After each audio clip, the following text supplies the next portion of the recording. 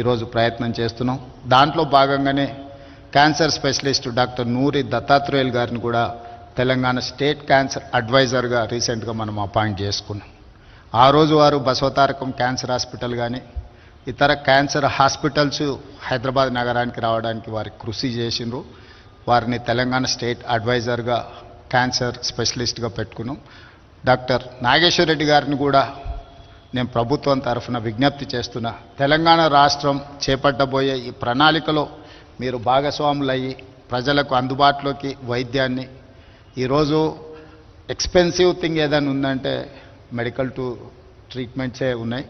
ప్రభుత్వం రాగానే రాజీవ్ ఆరోగ్యశ్రీ ఆ రోజు డాక్టర్ వైఎస్ రాజశేఖర రెడ్డి గారు ప్రారంభించినప్పుడు 2 లక్షలు ఉండే, ఈరోజు పెరిగిన పరిణామ క్రమంలో దాన్ని 10 లక్షలకు పెంచడమే కాకుండా సీఎం రిలీఫ్ ఫండ్ నుంచి ఈ 14-15 మంత్స్లో దాదాపుగా 1400 crores ముఖ్యమంత్రి సహాయ నిధి నుంచి పేదల వైద్యానికి అందించడం.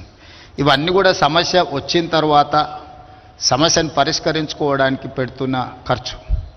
కానీ నా ఉద్దేశం సమస్య రాకుండా తీసుకోవాల్సిన ముందు జాగ్రత్తల కోసం మనం రీసెర్చ్ చేయాల్సిన అవసరం ఉంది.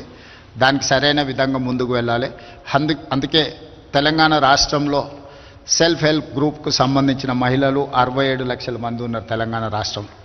వాళ్ళని 1 కోటి మంది మహిళల్ని సెల్ఫ్ హెల్ప్ గ్రూప్లో మెంబర్స్గా చేర్చాలని, వాళ్ళందరికీ కూడా ఒక హెల్త్ ప్రొఫైల్ క్రియేట్ చేయాలనేది రాష్ట్ర ప్రభుత్వం యొక్క ఉద్దేశం.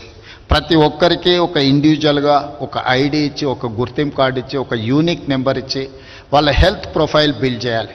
ఎందుకంటే మహిళలే ప్రధానంగా క్యాన్సర్ బారిన పడుతుండ్రు, మహిళలకే ప్రధానంగా ఎక్కువ హెల్త్ ఇష్యూస్ వస్తున్నాయి. కాబట్టి ఒక హెల్త్ ప్రొఫైల్ క్రియేట్ చేయాలి. ఒక హెల్త్ కార్డ్ అంటే ఒక పేషెంట్ ఎక్కడైనా